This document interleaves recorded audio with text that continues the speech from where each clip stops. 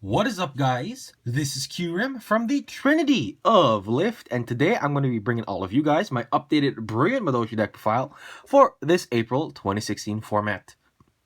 Now then, I know the trend of not a big variety of deck profiles has been going on for quite some time, but the thing is, I honestly don't have any other decks to play still, mainly because I'm still kind of squeezed for cash, and I'm trying to actually save for a new deck coming out in August time.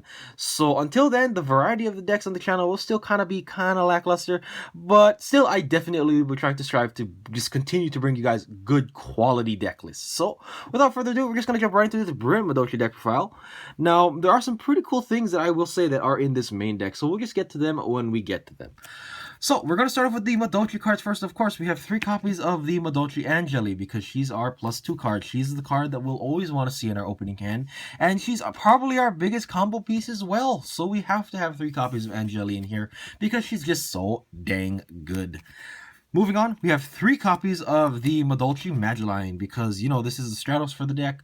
Having the ability to search out Angeli is really strong. And of course, this is the card that you want to see whenever you do open Brilliant Fusion, because this card plus Brilliant Fusion is, I think, I honestly haven't calculated this OTK out in quite some time, but I believe it's like an 1100, or not 1100, an 11,000 damage OTK, something along that line. So of course, we have to have 3 cards, 3 copies of this card, just because, again, pairing it with Brilliant Fusion is broken. So yeah.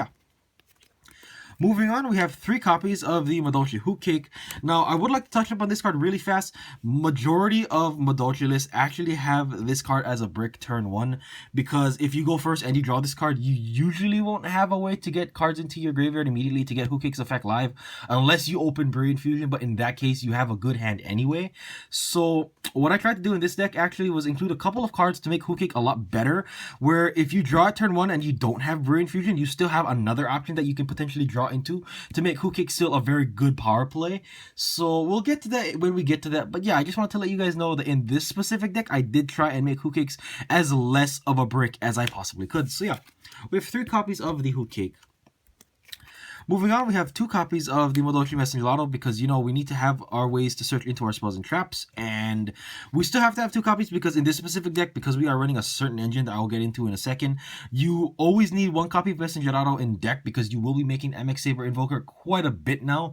So again, because of that, because Invoker only can special summon from your deck, you always need 1 copy of Messengerado in your deck because he is the only target. So yeah, we have 2 copies of Messengerado. Then we have the 1 copy of Madolche Mifue for the Angeli Mifue combo if that ever does come up. Although what is going to come up a lot more often is you're going to be using Hook Kick's effect to special summon Mifue to essentially turn Hook Kick into a 1-card rank 3, because that situation is going to come up quite a bit sometimes because you will have to make 1-card Leviers every so often, or maybe you'll have to make a 1-card Grand Pulse in order to out your opponent's certain Floodgate or back row. So because of that, that's kind of the only reason why Mifue is in here, but still, it's kind of like a good level 3 Madolche to draw, even if you don't per se use it for like a combo. It's just still better to draw because it still makes your plays a lot better. So yeah, we have 1 copy of Mifue. And then finally, for the last Madolche, we have 1 copy of Pudding Cess because we can make the rank 5 Pudding Cess really, really easy with this card in our deck. So yeah, that'll be it for the entire Madolche lineup. Moving on to our other various supporting cards. We have 1 copy of Garnet and the 1 copy of Trick Clown, of course, to support our Brilliant Fusion engine. Then we have this Speedroid engine, actually. We have 3 copies of Terratop and the 1 copy of Takatumborg. Now, these are the cards that I was talking about with Hook Cake in regards to making your Hook Cake a lot better turn 1. If you open Terratop plus Hook Cake turn 1, you're able to just make a free rank 3 with Terratop, of course, and then by using whatever rank 3 that you just summoned to like use this effect, you're going to be putting a monster in graveyard for Hook Cake. So because of that, you're going to be turning your Hook Cakes on during your turn 1, which is going to be really good because it essentially will turn your turn into maybe like a +3 or so in total, which is really, really good. So that is why we have the copy of Terratop and the Takatumborg in here, because in general, they're just a really, really good starting engine for the deck. Moving on, for the final, I guess, monster engine of this deck, we have a Kaiju engine with 2 copies of Gamasio, 1 copy of Kumongus, and then finally 1 copy of Jizukiru. Now, these guys are going to be in here to stop a lot of the reactivity in this meta, as in terms of Burning Abyss and Cosmo, they both have really strong monsters that will be able to just disrupt your plays during your combos almost for free, and you really just don't want that to happen because you're going to just almost auto lose whenever that does. So with these cards, you're able to just immediately out things like Cosmo Pilot so that they cannot tag into Dark Destroyer.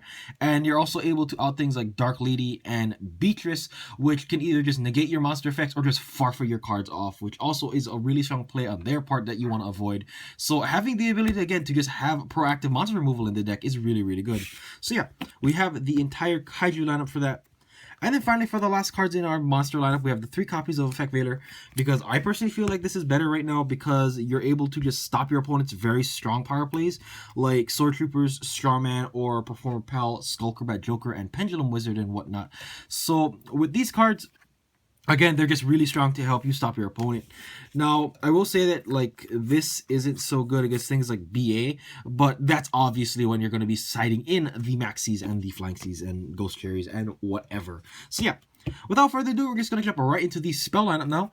We, of course, have our 1 copy of Ticket and our 1 copy of Chateau. I still don't want to ever change this ratio because you never want to draw these cards. The only time you want to see these cards is off of Messenger Lotto's effect, of course, and outside of that, you never want to draw them because you just... it's rare, but you'll be able to use Chateau as a combo piece. But again, like I said, that instance is extremely rare, and because of that, I felt like having a second copy of this card was pretty unnecessary. So yeah, we just have 1 copy of each Madolche spell for these guys. Moving on, we of course have our big power play fusion cards. We have our 3 copies of the Brilliant Fusion.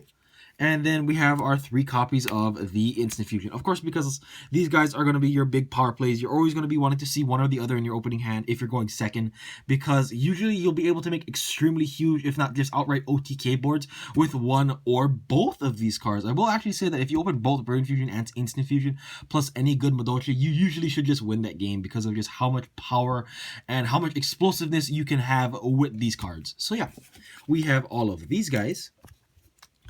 Moving on, we have 3 copies of the Interrupted Kaiju Slumber. Because, of course, this is an OTK deck, you want to have ways to clear your opponent's board.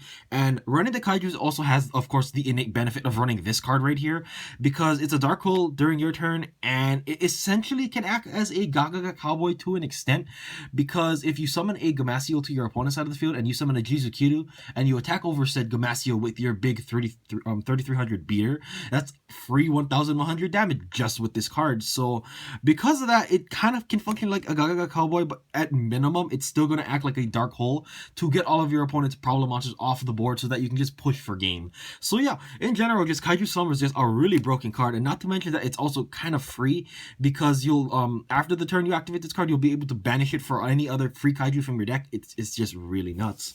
So yeah, we have 3 copies of the Interrupted Kaiju Slumber.